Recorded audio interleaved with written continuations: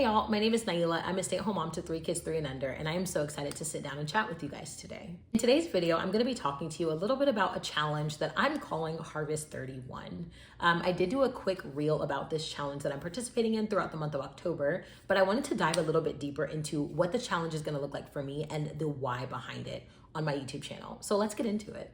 We are finally in the month of October, and I could not be more excited. I know for some people, the start of fall is like September, but in my heart, in my mind, the fall really starts in October.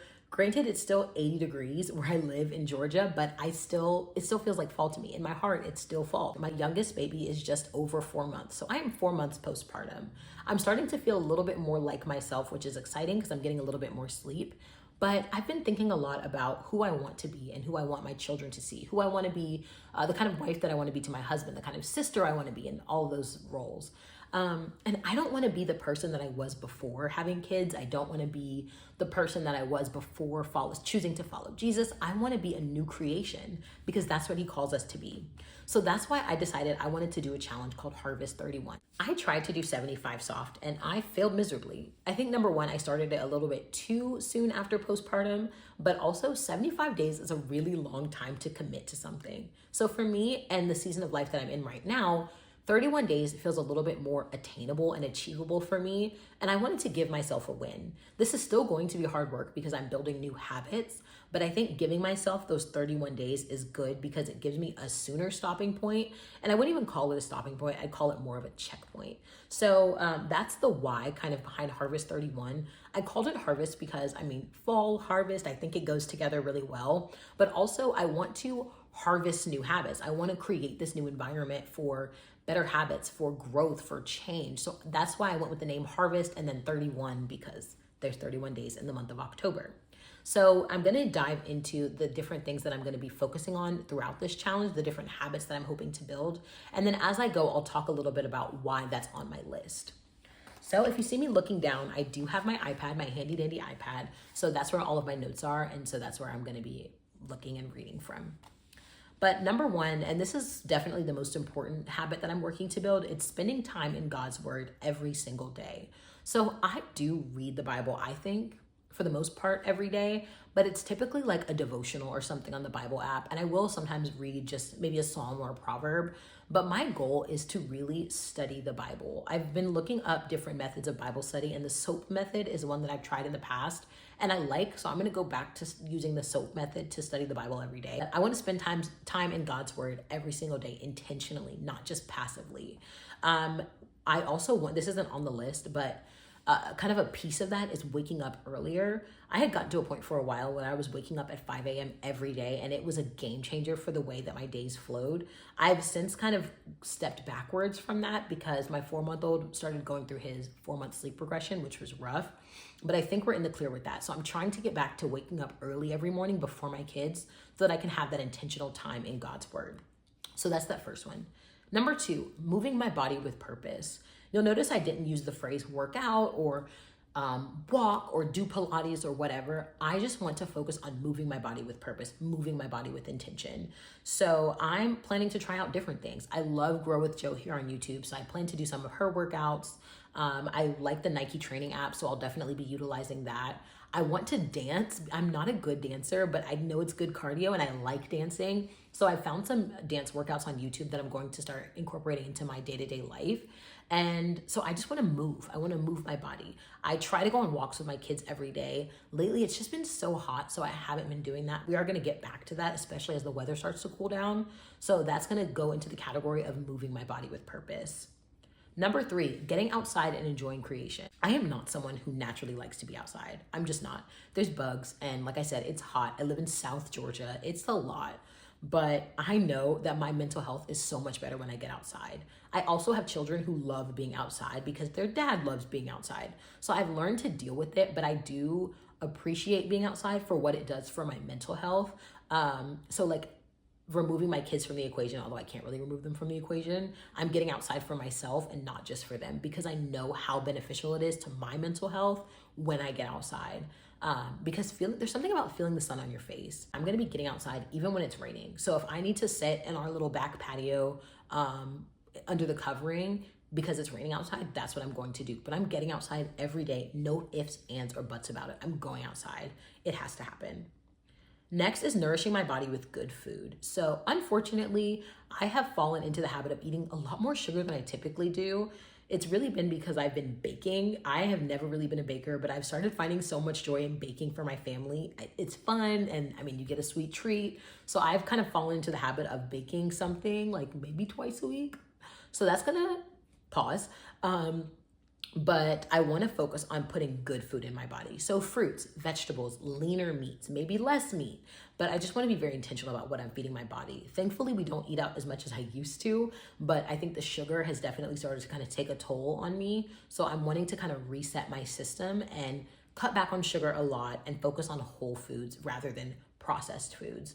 This kind of goes with something that I've been doing more recently, and that's just making more homemade food. So I don't buy a whole lot of processed foods, but I mean, this is America. I do buy them, but I'm trying to slowly decrease the amount of processed foods that we're buying. So for example, I want to start making my own bread. Actually, when my kids wake up from their nap today, the goal is to make a loaf of bread for the first time. I've never made bread before. So I'm trying to be intentional about making more food homemade.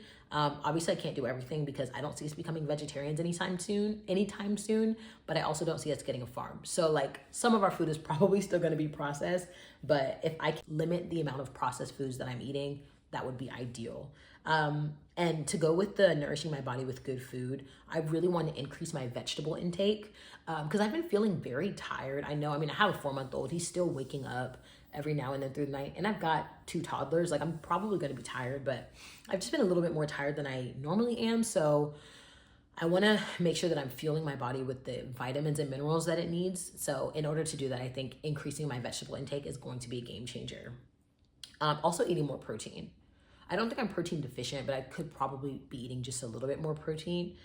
Just because, when you're home with your kids all day, or when you're with your kids, you're so focused on them eating that you may sometimes miss the mark on feeding yourself. So I'm working on that. Next is making space for hobbies and creativity. This is a big one for me because for so long in my life, I have just been kind of checking off boxes. I'll give an example. So I graduated from high school, went to college, found organizations and things I really liked to do in college, and did those throughout college, graduated, went to grad school, did more school. So that was kind of my thing, school. Then after that, I got married. So I was wrapped up in being a wife. Shortly after getting married, I had babies, and it was literally 3 kids back to back to back. So I've been in these different phases of life. I don't know if this makes sense, but I haven't been intentionally devoting time to figure out the things that I like to do. And so that's my whole idea. That's the reason behind me making space for hobbies and creativity, is because I know if I don't make space for it and I'm not intentionally creating that time, then it won't happen. And I'll just forget what I like because, well, I wouldn't even say forget. I will never find out what I like because it's gotten to a point where I don't even know what I like anymore. And I want to change that. I want to be intentional about that. So I'm making space for hobbies and creativity. This is a side note / side quest, but I've been seeing a lot on social media about creating fall curriculums. So I have created a fall curriculum for myself that I'll be sharing a little bit later. So I'm really excited about my fall curriculum. I really can't wait to share it because I put a lot of time into it. And my fall curriculum is also starting today. So we're packing a lot into October. So I'm starting my fall curriculum today, and I am starting Harvest 31 today. So like I said, packing a lot into October, but I think it's going to be great. It's going to be a great reset. So I'm super excited to share this with you all. Lastly, connecting with my community. This is on here because I have allowed myself to semi-isolate over the last few years.